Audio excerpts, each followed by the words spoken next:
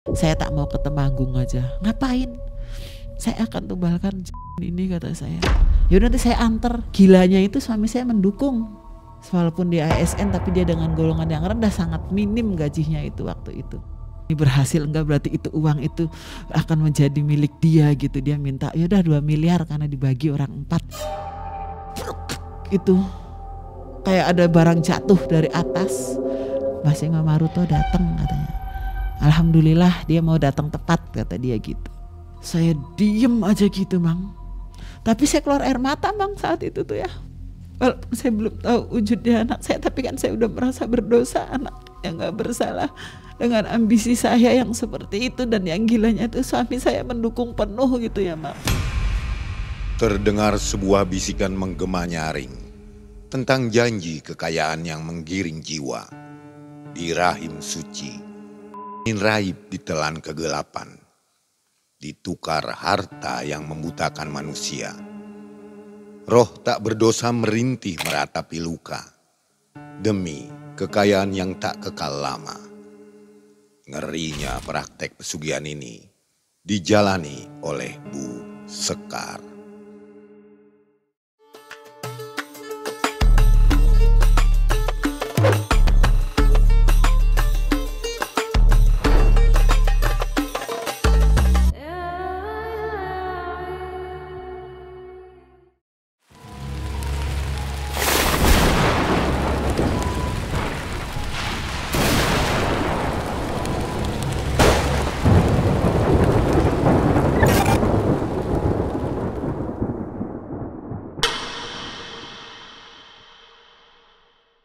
Assalamualaikum warahmatullahi wabarakatuh. Waalaikumsalam warahmatullahi wabarakatuh. Sobat di rumah, mudah-mudahan semua dalam keadaan sehat walafiat ya. Dan semoga puasanya lancar di bulan Ramadan ini. Sobat, hari ini setelah puasa, buka puasa, taraweh, sekarang waktunya kita dengarkan kisah dari narasumber. Ada Ibu Sekar di depan kita. Berapa kali melakukan pesugihan, Bu, selama hidup? 2 kali. 2 kali ya. Ini dasarnya karena dendam katanya. Iya. Dendam sama Miswa ya. Miswa, iya, yang Suami. sekarang sudah jadi mantan. Udah mantan sekarang. Iya. Ibu sekarang apa, Bu, kegiatan sehari-harinya? Kegiatan untuk saat ini masih jualan di pinggir jalan, jualan rokok, kopi gitu, Oke. jajan-jajan. Tapi ya. cukup ya untuk menghidupi keluarga. Ya, alhamdulillah cuma anak 1 karena yang ditanggung. Mudah-mudahan tambah ramai, Bu ya. Amin, amin. Jualannya. Ibu terpaksa pakai masker hari ini karena ya pokoknya alasan tertentu lah. Kira-kira apa sih, Bu, alasan sebenarnya, Bu, harus pakai masker tuh? Ya karena selain yang bersangkutan juga semuanya masih ada dan menjaga privasi anak-anak juga. Barangkali anak yang waktu itu ditumbalkan sekarang udah berusia 18 tahun. Ya, jadi Ibu juga ingin memberikan pembelajaran untuk kita, Bu ya. Iya. Jangan lakukan pesugihan begitu ya, Bu ya. Betul, nggak akan ada hasilnya. Betul, betul. Oke, baik. Sobat, nanti setelah kisah dari Ibu akan ada pendakwah Kang Kamal dari PWNU Jawa Barat. Beliau akan menyampaikan Banaspati, bahas narasumber dengan sepenggal tausiah. Jadi jangan skip videonya ya. Malam mencekam, semakin malam semakin mencekam. Ini dia Ibu Sekar.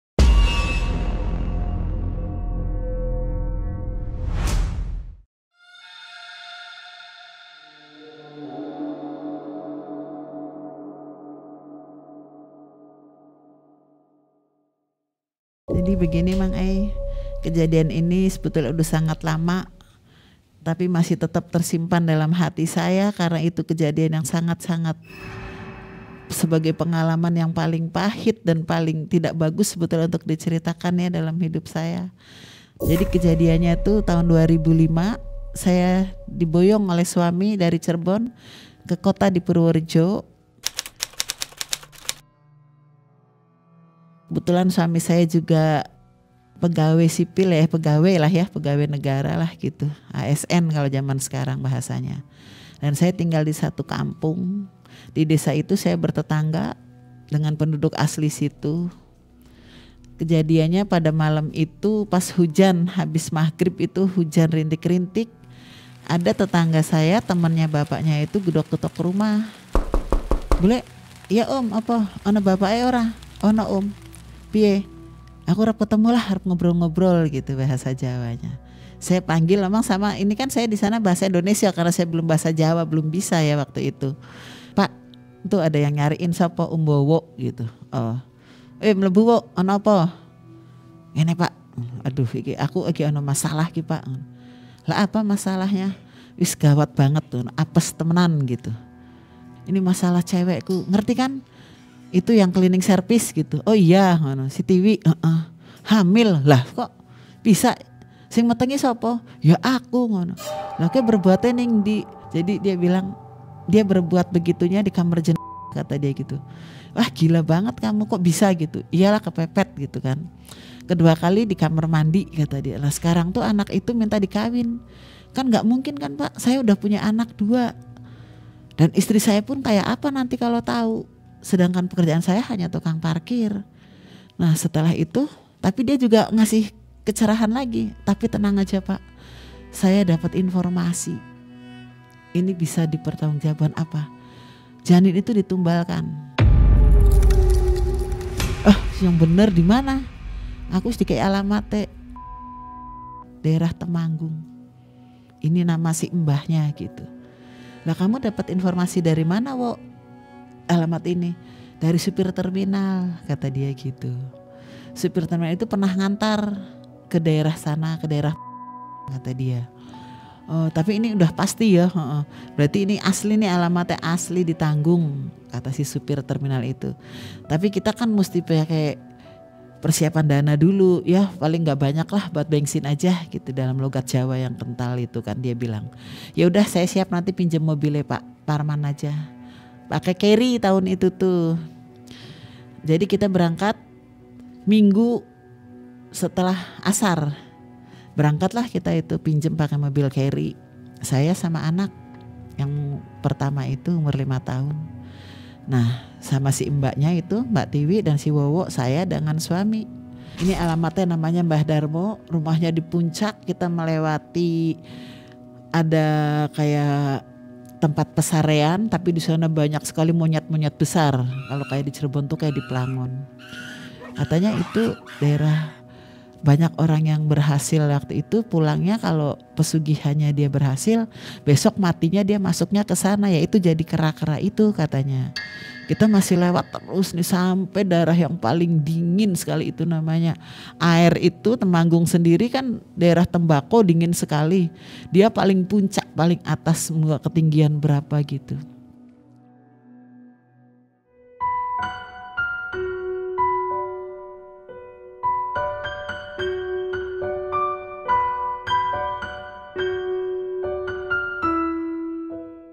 Nyampe sana saya juga kaget begitu, kampungnya kok bagus gitu, rumah-rumah gedung banyak. Terus nanya-nanya di situ, mana rumahnya Mbak Darmo? Di ujung Pak katanya gitu. Oh iya makasih. Nyampe lah ada satu rumah permanen, udah di keramik depannya juga. Di situ ada mobil, ada motor. Ternyata di dalam situ pun udah banyak orang tuh. Saya datang tuh, masuk, assalamualaikum, ya kula nuwun, monggo dari mana? Dari PWR gitu ya. Oh iya silahkan nanti ya, mbahnya masih sholat asar katanya gitu. Dikasih kopi apa minum. Nah di situ ada orang perempuan, bukan suami istri dia tuh ya. Perempuannya dandanannya juga cukup menor. Dari mana Mbak? Dari Subang. Oh Subang, Subangnya di mana? Saya juga dari Jawa Barat kata saya gitu. Dari mana? Dari Cirebon. Saya dari daerah Cikadu katanya gitu. Dari Cikadu, dari Subang. Tujuannya? Ya sekarang nih saya nganter kata dia tuh gitu. Yang satu pasang lagi dari Magelang, itu mah suami istri. Kalau ini mah dia nganter. Ada laki-laki juga sebagai kayak caloknya gitu kan. Dia bilang saya sering nganter ke sini Bu, bawa orang katanya. Kalau ini si tetehnya udah berhasil kata dia gitu. Maksudnya Pak berhasil? Ya setelah melakukan ritual gitu, janinnya kan ditukar Bu kalau di sini. Oh. Terus sekarang dia jadi pengusaha furniture katanya gitu, jual mebel di sananya. Ini kebetulan nganter kata dia tuh. Saya mah cuman nganter aja. Oh berarti si Bapak dari Subang sering kesini? Ya sering Bu, saya sering nganter, tapi ya gitulah katanya. Kadang ada yang hasil ada yang enggak kata dia tuh gitu. Ngobrol lah sampai malam. Setelah itu giliran dia dulu masuk.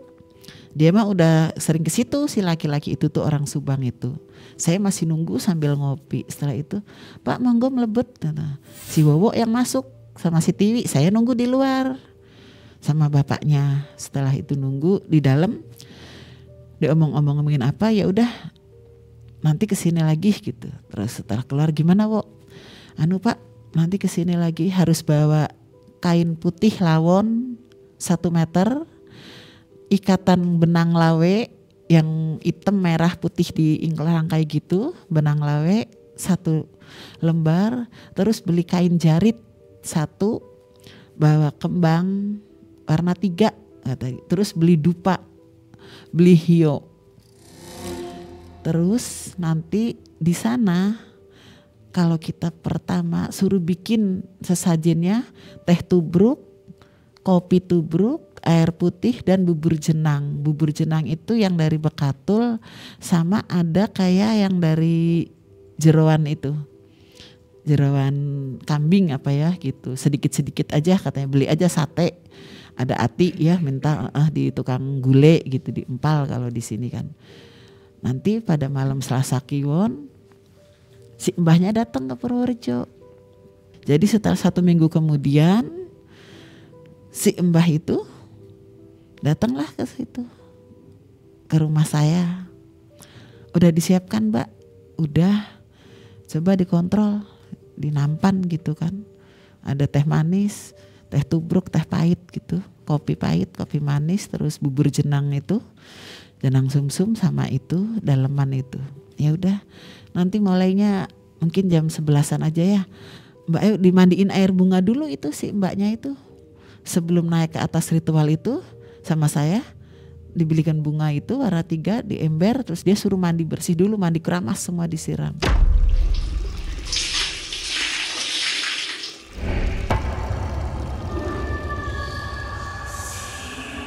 Jangan lupa ya katanya nanti rapalannya. Nggih, tapi emang dia tuh kayak punya keterbelakangan mental juga. Kalau di sini kayak bocah blow on gitu, ngomong juga nggak jelas. Emang udah perawan gede. Jadi pao, kalau di sana disebutnya pao gitu kalau untuk orang Jawa Tengah itu. Padahal udah didoktrin betul-betul sama saya sama pacarnya itu, sama Mas Wowo. Ojo sampai keliru ya. Kamu harus tenang, jangan sampai kamu salah ucap gitu. Iya Mas gitu. Jam 11 suruh masuk, kita nunggu di bawah. Itu Selasa Kliwon pertama. Jam 11 masuk, si mbah itu di bawah. Ya udah, kunci pintunya, dupanya dinyalain. Cuman ada itu aja kan, kemebul dupa gitu. Emang gelap sekali itu di situ.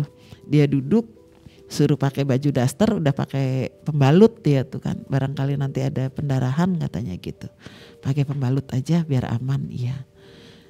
Ditunggu jam 11 itu begitu masuk kita masih di bawah. Jam 12 belum ada tanda-tanda. Jam 1 lewat mungkin ya, ada 1:30 karena paginya ribut tetangga bilang 1:30. Ada suara gudubrak di lantai atas itu, kamar saya tuh di atas kayak gudang gitu. Terus ada suara auman. Nah si mbahnya itu, Mbah Dharma bilang, wah Mbah Singo Maruto datang katanya. Alhamdulillah dia mau datang tepat kata dia gitu.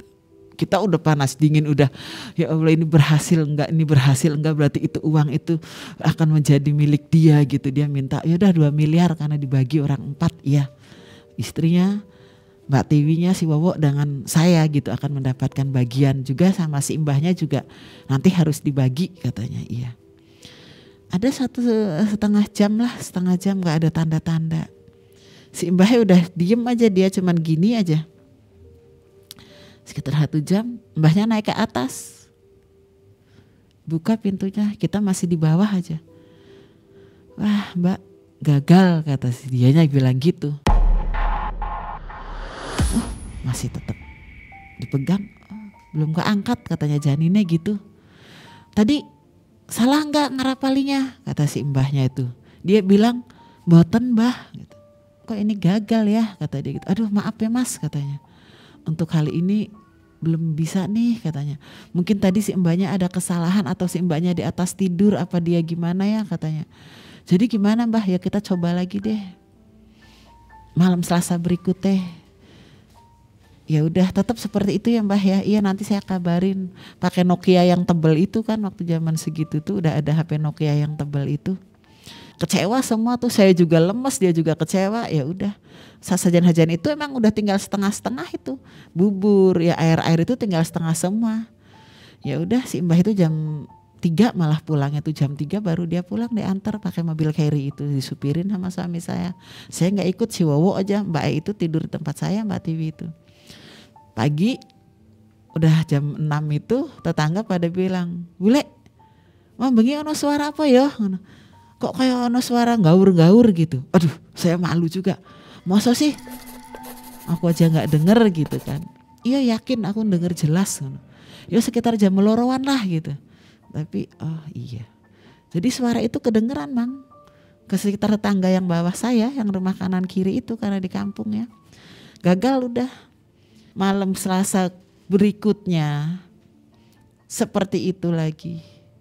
Ini si kardus itu udah yang ada lawon, ada benang itu masih tetap teronggok di situ di sudut kamar. Bikin lagi kayak gitu malam Selasa itu. Bikin bubur jenang lagi. Dimandiin lagi dia tuh. Udah mandi keramas lagi, mandi kembang lagi. Naik lagi, udah sekarang nanti naiknya biar gak kelamaan, kasihan kata nunggunya kalau jam 11. Boleh diulang ya? Iya, memang itu dia persyaratannya sampai 3 kali. Setelah 3 kali gagal udah lepas. Setiap malam Selasa. Jam 12 baru disuruh masuk kamar. Teng, jam 12. Ingat ya, awas jangan sampai gagal malam ini.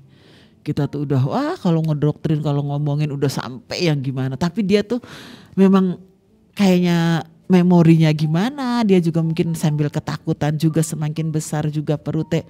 Dia kan di keluarganya nggak tahu, ibunya nggak tahu, kata dia tuh, maka dia kan nuntut dinikahin. Tapi kita kan ngasih pengarahan ke dia tuh, kamu akan hidup senang, kamu akan hidup senang. Kalau sampai ini berhasil, kamu dinikahin, kamu jadi ratu lah dengan adanya uang ini. Iya dia tuh gitu. Kamu nggak usah kerja jadi cleaning service seperti itu. Malam Selasa berikutnya seperti itu lagi Mang.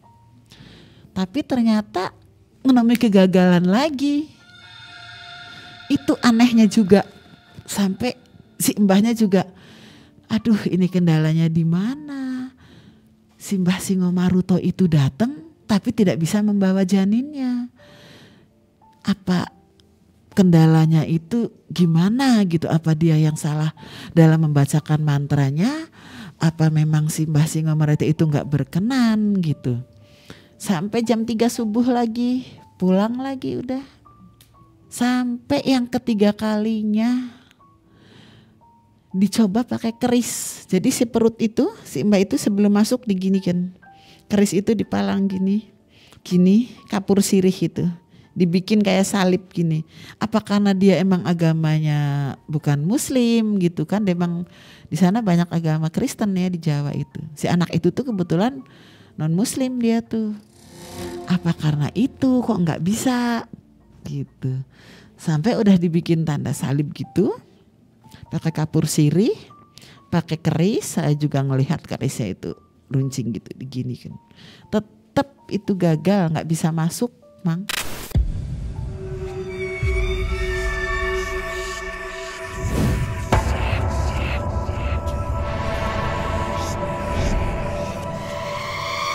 Udahlah pupus harapan kita. Mau nuntut juga emang dia nggak minta uang, kita juga nggak ngasih apa-apa ke si Mbah itu ya. Tanpa perjanjian, tanpa ada apa surat apa-apa begitu. Nah setelah itu dalam perjalanan itu saya tidak tahu kalau saya itu hamil. Karena hamilnya saya tuh nggak merasa mual, nggak merasa pusing, nggak merasa apa. Nah setelah itu gagal, otomatis uang yang kemarin habis digunakan untuk ngejemput, untuk bensin itu kan dari tanggungan utang ya. Di situ dia juga nyari utangan pinjaman ke sana ke sini. Aduh Pak, yang bikin paniknya tambah besar, gimana kalau istri saya tahu gitu kan si Wowo itu. Nah saat dalam perjalanan setelah jeda waktu dari situ, dalam rumah tangga saya ada godaan yang sangat betul-betul rasanya tuh harga diri saya juga terhina. Saya dikasih tahu kalau suami saya punya hubungan sama orang Anakku ber-18 tahun. Saya di situ berantem besar. Jadi ketemu tetangga saya. Itu saya ngeliat bapaknya boncengi motor cah cewek, kata dia, di pom bensin. Saya cari tahu melalui HP kan. Oh ternyata ada sayang-sayangan kayak gitu. Tapi setiap saya tanya suami saya malah marah besar. Bahkan dia bilang, loh yang nyeleweng-nyeleweng saya, uang-uang saya. Buat Cina juga barang-barang saya, kata dia. Selalu dia jawab seperti itu. Saya akhirnya setelah berantem itu saya minggat. Teman saya, Mbak, jenengan ketok Eki kok pucet gitu. Jajal periksa. Diantar sama teman saya itu namanya Yuni. Dia seorang dukun rias. Di sana dia dukun rias pengantin. Saya nginep di rumahnya. Terus pas saya ke puskesmas, ibu ini hamil bu, katanya. Baru 5 minggu. Saya kan kaget dalam kondisi saya pelarian itu. Saya belum pulang ke Cirebon waktu itu. Saya masih di sekitar daerah sana. Di daerah namanya. Terus saya bilang, berarti bapaknya orang ngertinya dengan hamil. Ora, aku sekolah urung ngerasa kayak aku kayak meteng, bilang gitu. Terus piye mbak saiki?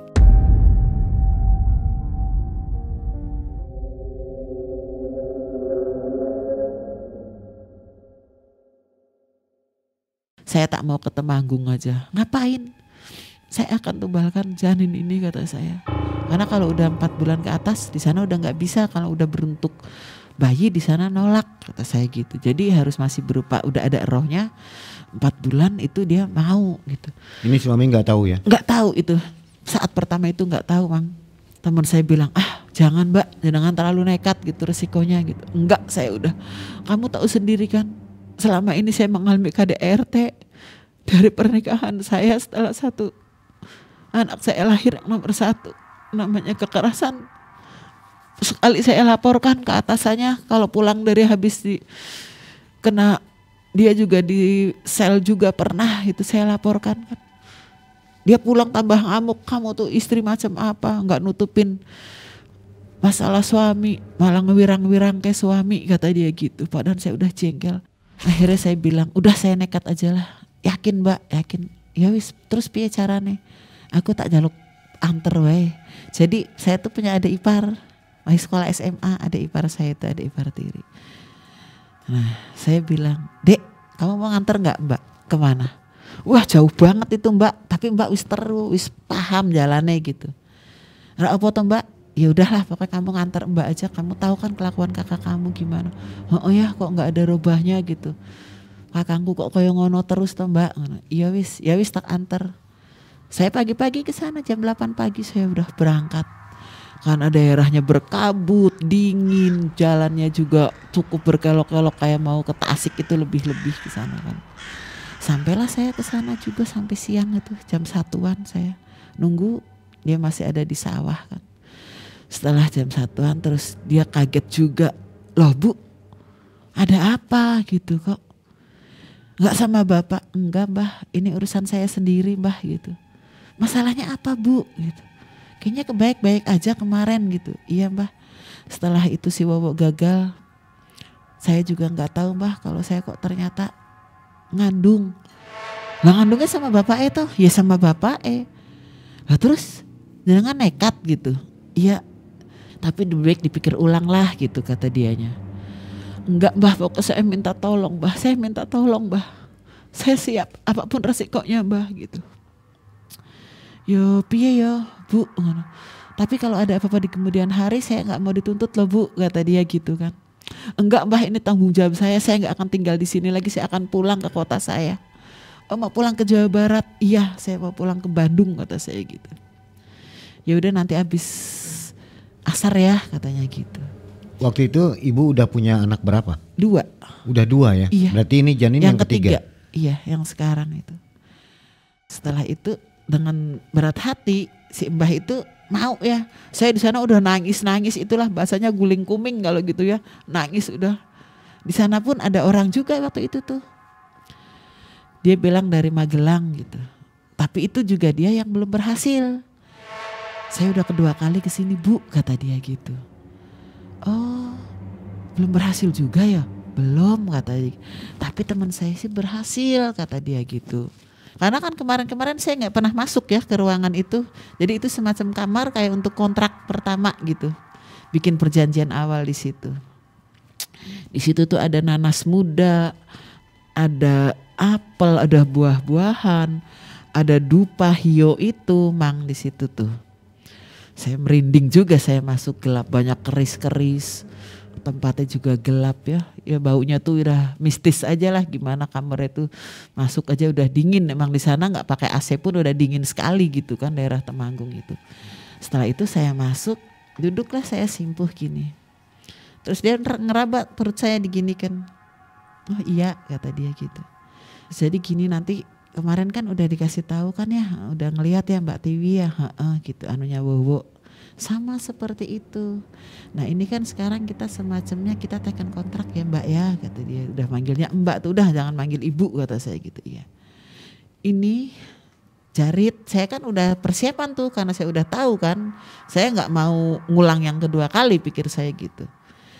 Ya udah sekarang Mbak beli dulu lah, beli lawon dulu di situ tuh. Saya disuruh ke pasar dulu tuh. Akhirnya adik saya tak suruh beli lawon. Sama seperti kemarin katanya ya persyaratannya. Beli lawon, beli benang lawe, beli jarit, beli bunga 3 macam. Nanti malam Selasa itu Mbak di rumah siapa sekarang? Di rumah teman saya. Rumahnya sepi di tengah kampung kata saya gitu. Nah setelah itu ya udah diraba, dia diem, saya juga udah gemeteran, udah gimana juga perasaan saya. Terus dia gelar uang itu digelar ratusan. Setelah itu dibungkus lah, pakai kain itu dilembarin, dibungkus gini, sama dibungkus lawon putih. Ini bawa pulang dulu, di rumah teman kamu disimpan, kamarnya khusus, iya dikasih kamar khusus kata saya gitu. Ya udah sebelum nanti jam 5 harus sudah pulang karena nanti bentar lagi tuh kabut turun gitu. Iya gelap banget. Tunggu malam Selasa. Setelah malam Selasa teka, jadi saya habis maghrib, saya juga mandi keramas segala macam gitu. Udah disiapkan bikin sajen-sajen itu karena selama saya ngebantu si Wowo itu kan saya nyiapin.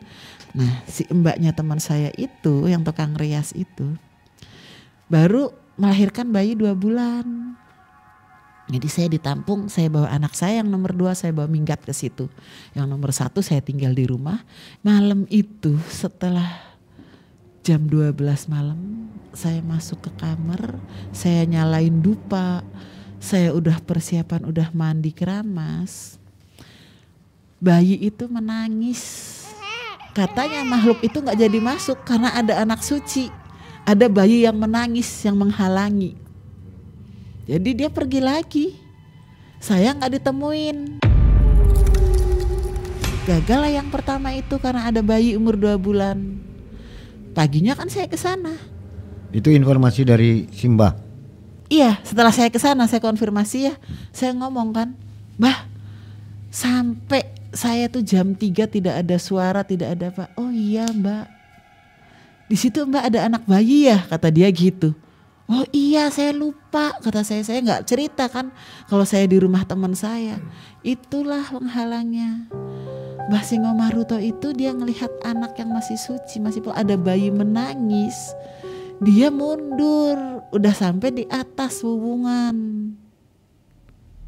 Balik lagi, makanya Mbak sampai jam 3 malam Mbak duduk bersimpuh itu dia udah gak balik lagi. Gagal lah. Nah suami saya nyari ke Cirebon, ternyata gak pulang ke Cirebon. Bapaknya masih ada waktu itu mertua saya. Kayak bojomu ono ning gone koncone, tangga desa lah dengan suami saya itu. Paranin rono. Dijemput saya pulang. Enggak, saya udah enggak ada hubungan lagi dengan cewek itu, kata dia gitu. Nah terus saya cerita, kemarin saya habis dari Temanggung, kata saya gitu. Lah ngapain? Aku kayak hamil, aku bilang. Tenane, yo tenan aku ngono. Lah kowe kok nekat temen, nggak musyawarah dulu gitu. Ya udah biarin toh kamu juga selama ini pengen kaya kok. Kita juga udah sering Sampai kemarin kita mendukung acara si Wowo kayak gitu kan. Udah kepalang lah, dosa juga saya nantang kayak gitu sampai gitu. Terus kamu tetap mau ngotot, ya iya kepalang, ini udah 1 kali kemarin kan. Jadi gimana? Ya udah nanti ke sana lagi kata saya gitu kan. Ya udah nanti saya anter. Gilanya itu suami saya mendukung. Walaupun dia ASN tapi dia dengan golongan yang rendah, sangat minim gajinya itu waktu itu. 1,5 lah ya. Ada tunjangan-tunjangan juga gitu. Karena kebetulan mantan itu juga pinter, dia suka bikin dekorasi apa kalau ada upacara-upacara gitu. Akhirnya ya udah kalau kamu udah nekat tak dukung kata dia gitu. Tapi kamu nanti kalau udah berhasil jangan lupa sama saya juga minta bagian gitu. Iyalah tak bageni, aku bilang gitu. Di situ jadi akur Bu ya? Akur akhirnya, tapi ya itu yang gilanya tuh. Kan seharusnya dia mencegah ya. Kalau ini malah dia menganjurkan, bahkan dia berambisi sekali, Pak. Diantarlah saya ke sana. Ya udah nanti di rumah sendiri yang kemarin Bakasowo. Sedangkan Simbah Dharma itu kan udah tahu rumah saya, udah tahu tempat ritualnya juga di kamar itu ya, kamar khusus itu kan. Ya udah besok malam Selasa Kliwon Mbak. Seperti itu biasa kata dia gitu ya.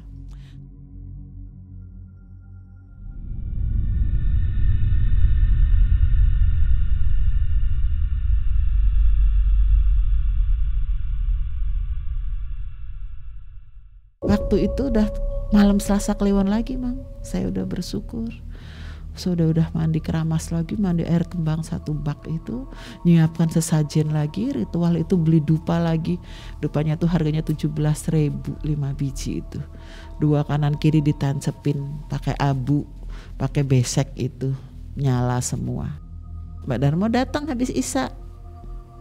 Mbak nanti naik jam 11:30 ya kata dia gitu. Iya. Udah yakin ya Mbak? Yakin, udah pasrah siap semua. Iya. Waktu si Tiwi kan dia gak berani cerita apa yang dia temuin di atas, apa yang dia rasakan. Karena emang dia keterbelakangan mental juga ya, kayak orang tahu gitu. Jadi setelah saya sendiri yang mengalami memang itu luar biasa ya. Mistisnya itu, selain itu ya barang gaib, saya juga berperang dengan batin, dengan ingat orang tua saya. Saya akan membahagiakan emak saya, orang udah tua. Saya udah gak punya bapak saya meninggal tahun 1990 ya. Kalau emak saya masih baru 5 tahunan, kemarin meninggalnya setelah COVID Mang kena COVID. Nah setelah itu masuk saya 11:30, si mbahnya itu di bawah. Saya juga gak ngelihat jam, cuman keluar jam 2 aja taunya di bawah itu. Saya gak tahu jam berapa. Saya tuh udah keringet, wah udah basah sama baju tuh. Saya duduk bersimpu sambil saya ngerapalin gitu, ini bau hio segala macam gitu. Udah saya duduk, saya udah keringetan semua nih Mang. Wah keringet udah kayak apa aja, saya udah basah semua. Tapi setelah keringet saya itu sampai di dahi di sini, padahal di situ kan udara saya ketakutan ya, keringet takut juga. Tiba-tiba kayak angin sejuk gitu Mang, dingin di kamar itu, dingin sekali. Saya tuh ya Allah kok ini atis sekali, saya tuh tangan sampai gini. Perut saya tuh kayak mau kram gitu, apa ini udah mulai pertanda-tanda gitu saya tuh. Tapi kramnya juga karena nahan takut juga. Setelah dingin ada sekitaran 10 menitan itu kayak ada barang jatuh dari atas. Di pintunya kan pintu nggak kenceng ya, pintu kayak gitu tuh, tapi bruk si pantu itu gebruk aja gitu. Jadi kayak duduknya tuh jongkok gini, cuman di sini tuh kelihatan si rambut putih ngejuntai dari alis ya, dari bewok dari sini kayak orang pakai jubah tapi loreng-loreng, si bentuk tangannya aja gini. Kalau kayak di sini kayak orang-orang buruk yang suka disewa buat jalan-jalan gitulah Mang, kayak gitu.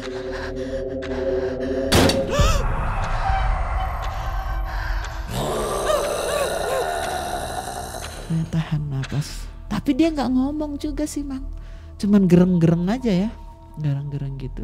Ada mungkin sekitar 15 menit 20 menitan. Wah saya kayak kram, saya pengen nahan kencing, saya tuh kayak mules perut saya tuh. Wah ini kayak berhasil saya dalam benak saya gitu ya. kayak mules, kayak pengen BAB, kayak pengen kencing, saya tahan. Saya diem aja gitu Mang. Tapi saya keluar air mata Mang saat itu tuh ya. Walaupun saya belum tahu wujudnya anak saya, tapi kan saya udah merasa berdosa, anak yang gak bersalah dengan ambisi saya yang seperti itu. Dan yang gilanya itu suami saya mendukung penuh gitu ya Mang. Perempuan mana coba, kita masih punya penghasilan walaupun sedikit, sampai tega seperti itu Mang. Saya dalam kondisi seperti itu sambil nangis, perut saya masih diulek-ulek. Udah sampai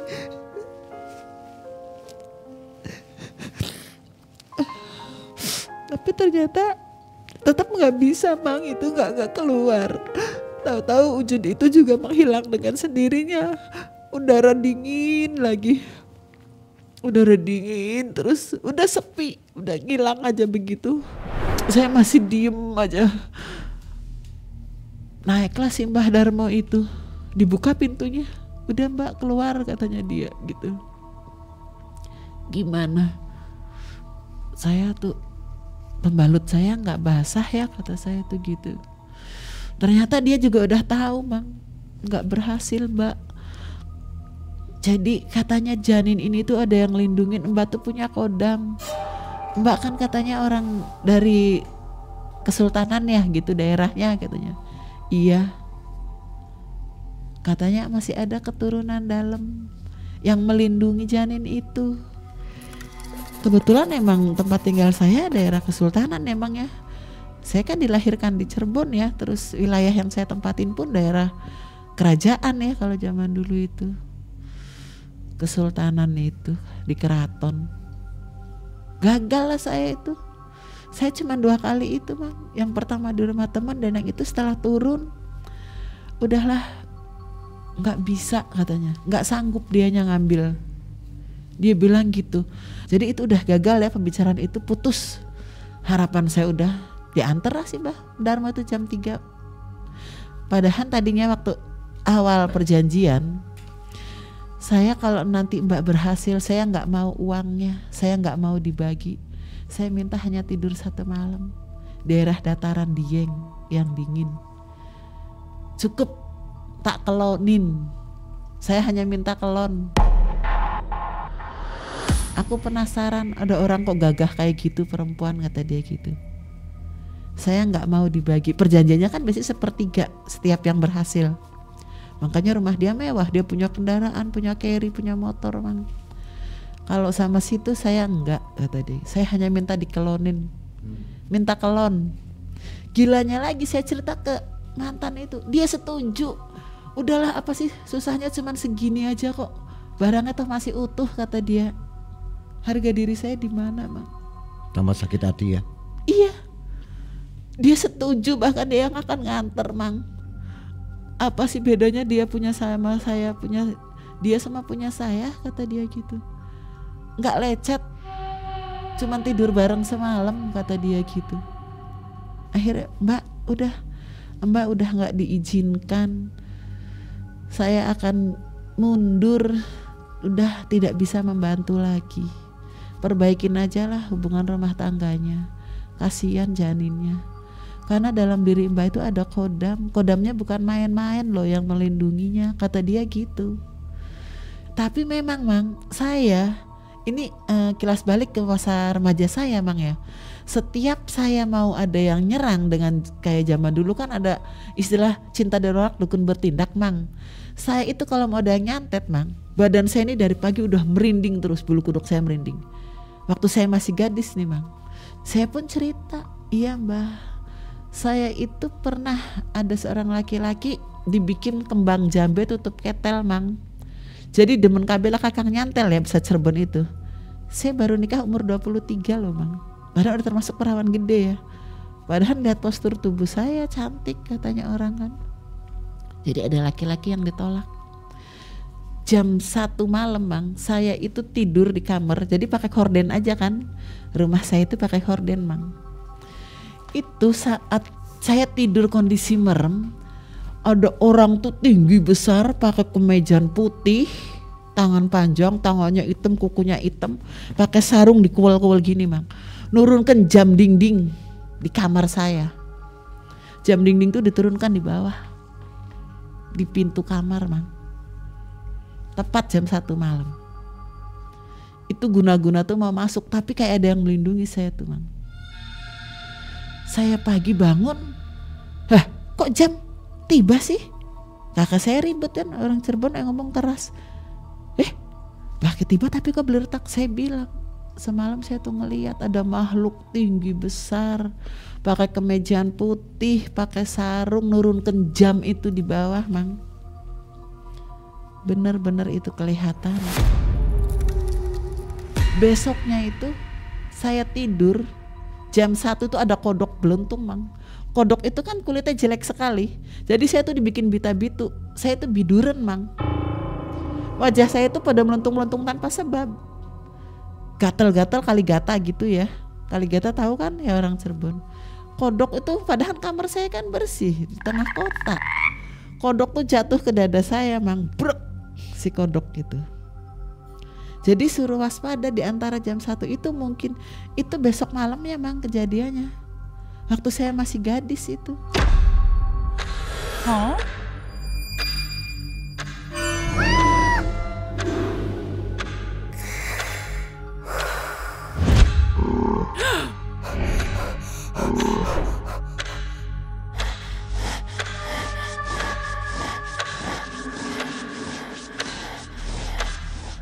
Setelah itu suami tahu, ya udahlah, dibesarkanlah anak itu. Selang 3 bulan dari situ, saya mengalami kecelakaan. Saya dibonceng motor, saya bawa patok untuk di sawah. Di tikungan saya ditruk truk pasir. Suami saya bonceng anak di depan, umur 7 tahun, saya dibonceng di belakang. Kondisi hamil gede nih, kondisi yang janin itu kan ya, yang gagal itu ya. Udah 3 bulan, berarti dia masuk ke 6 bulan itu, Mang. Kondisi 6 bulan saya hamil, saya pas tikungan kena bemper truk pasir itu, ngejengkang, saya jatuh gedeblak ke samping. Suami saya masih naik motor aja, nggak tahu kalau istrinya jatuh. Untung jatuhnya nggak di aspal, di jalan yang, jadi kalau aspal kan pinggirnya pasti ada tanah becek ya, habis hujan gedebuk di situ. Saya patah kaki, Mang. Patah dari panggul ke belakang, saya nggak bisa duduk. Jangankan jalan, saya tidur telentang aja harus diganjel. Saya dapat teguran. Saya dibawa ke satu rumah sakit. Di sana namanya patah tulang itu, ya Allah, udah jangan ngalamin saya tuh. Wah, sakitnya saya cuma di sini, berdarah, saya pakai celana. Waduh, jangan-jangan gugur nih. Ternyata janin masih bagus. Di rongsen, waduh, patah tulang kaki, ini saya dijahit, ini dijahit 5, dari sini tulang panggul sini sampai ke pangkal. Nah, patah saya tuh, Mang, semplak. Setelah hasil rongsen keluar, akhirnya dokter kandungan, dokter spesialis anak, sama anestesi, sama dokter bedah berunding. Gimana nih, ini harus pembiusan total kalau operasi di pen. Sedangkan jangkanya hanya 3 bulan melahirkan, 9 bulan 10 hari kan melahirkan. Saya udah usia 6 bulan nih kandungan. Dokter gak berani ngambil tindakan, dirunding lah itu. Kalau dioperasi pembiusan total takutnya ganggu ke bayi. Jadi gimana? Di Solo kan ada tuh rumah sakit Kostati ya, khusus untuk tulang. Tapi suami saya dapat masukan dari temannya, jangan, bawa aja ke alternatif. Karena kalau dioperasi kasihan. Dokter pun kalau dioperasi nanti dia saat melahirkan pasti akan kerepotan, karena di pangkal paha saya yang patah. Hanya bisanya digip. 2 bulan itu harus digrip bed rest total. Tidak boleh gerak, digantung supaya menyamakan bentuk kaki. Dan karena kalau patah tulang kita usianya udah sekitar itu, waktu saya sekitar 38 ya umurnya itu, nanti dia akan tumbuh rambut-rambut, tapi lama kata si dokter. Suami saya maksalah bikin surat pulang paksa. Saya dibawa ke Solo, Mang, ke daerah Jebres, ke Sangkal Putung. Itu ibu haji. Udah dibawa ke sana, datang, dilihat hasil rongsennya sama si ibu itu ya, ibu haji itu. Oh, ini yang patah, yang ini. Saya ditinggal digeratakin gini di kasur. Ibu itunya siap-siap Pak, ngambil santri 2, di situ ada kayak padepokan gitu. Pegangin kaki si ibu, pegangin tangan, kayak mau dibelah. Itu saya sakitnya, nggak tahu, saya juga merasakan mati itu kayak apa ya. Sampai suami saya langsung keluar, nggak tahan ngelihat saya udah dikruk pakai batu aja gini-gini Mang. Kruk, dibatakin semua. Dibungkus pakai daun singkong. Terus dia kasih asam kawak. Tiap jam 1 siang dibalurin pakai asam kawak. Tiap habis maghrib kakinya diikat pakai itu benting. Diikat itu hanya setengah jam.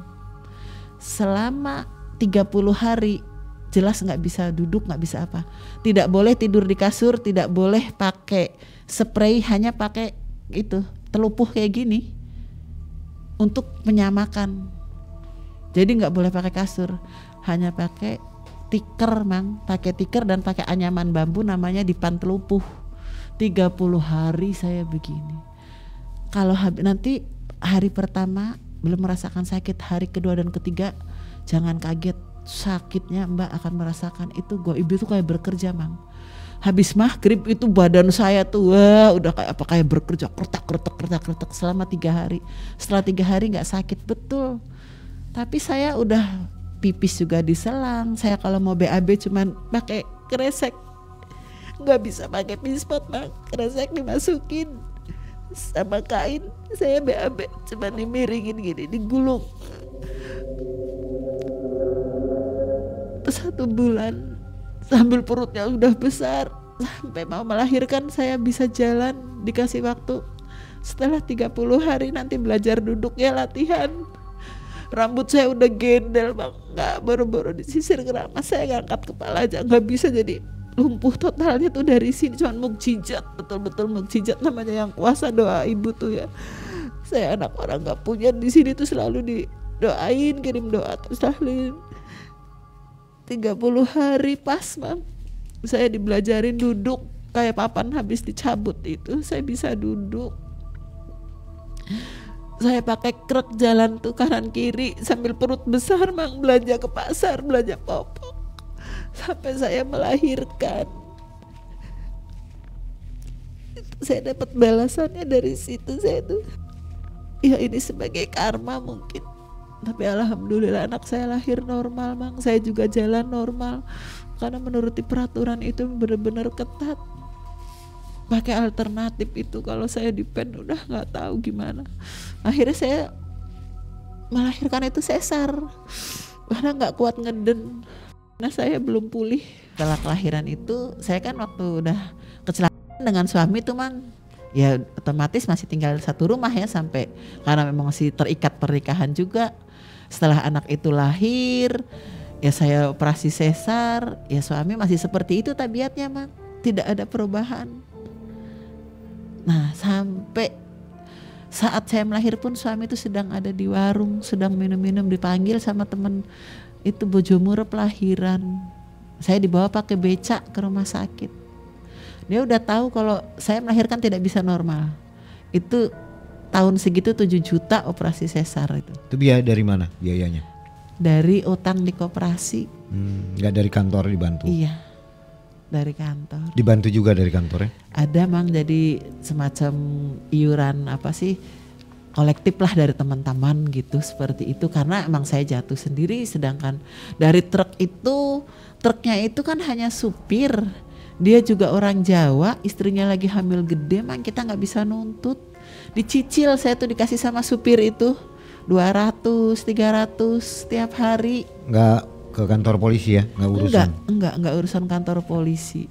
Karena memang itu juga kebetulan itu satu tetangga juga yang pemiliknya itu, supirnya itu. Jadi sampai setelah anak saya melahirkan saya pulang ke rumah. Nah itu masih berlanjut kekacauan rumah tangga saya. Jadi kisah ini masih panjang ya? Ya itu. Belum selesai? Setelah itu sampai saya pisah cerai, akhirnya saya melakukan ritual kedua di Tasik itu Mang. Oke. Nanti di lain kesempatan boleh diceritakan Bu ya. Iya, kalau yang ini setelah anak lahir udahlah endingnya selesai aja ya. Situ ya. Iya, karena keterbatasan anak waktu itu ya. Besar iya. Sobat jangan kemana-mana, setelah ini ada Banaspati, bahas narasumber dengan sepenggal tausiah.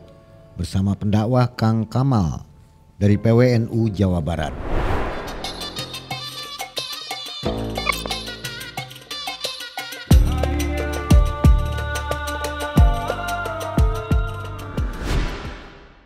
Assalamualaikum warahmatullahi wabarakatuh. Alhamdulillah walhamdulillah thumma alhamdulillah amma ba'du. Setelah kita menyimak, melihat, mendengarkan kisah yang dialami oleh Ibu Sekar. Ibu Sekar ini pernah mengalami kehidupannya dalam keadaan yang bisa dianggap tidak baik-baik saja. Tetapi pengalaman Ibu Sekar ini bisa dijadikan sebagai pelajaran bagi kita semua, bahwa sesuatu yang dicapai melalui hal-hal yang tidak baik, maka hasilnya pun tidak akan baik pula. Berbicara tentang jin, jin adalah makhluk halus yang diciptakan oleh Allah Subhanahu wa Ta'ala. Artinya, jika kita melihat jin, itu jin lagi stres, Pak. Lagi keluar dari habitatnya. Ubur-ubur ikan lele. Insaple, Anda sedang tersihir oleh jin. Maka ketika kita melihat jin, bisa dipastikan kita dalam keadaan tidak baik-baik saja. Tersihir sama jin-jin yang lagi stres itu. Sobat Malam Mencekam yang insya Allah dirahmati oleh Allah Subhanahu wa Ta'ala. Di dalam Islam berbicara tentang jin, saya teringat sebuah ayat Al-Quran dalam surat Al-Jin ayat 6. Yang artinya wallahu alam bimuradih. Wa annahu kana rijalun minal insi. Dan sesungguhnya ada kelompok anak laki-laki dari bangsa jin. Ya'uduna birijalin minal jinni. Meminta pertolongan, meminta perlindungan dari bangsa jin. Tetapi apa yang didapatinya? Fazaduhum rohaqo. Malah menjadi tambah sesat.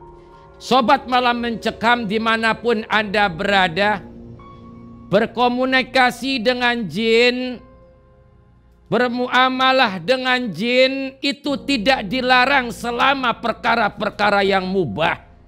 Tetapi ketika kita berkomunikasi dengan jin, meminta jin supaya mengirimkan penyakit, supaya menjadi manusia yang tidak baik, menyuruh jin supaya tetangga, saudara, teman menjadi tidak lebih baik, itu yang dilarang oleh agama dan sifatnya adalah haram hukumnya.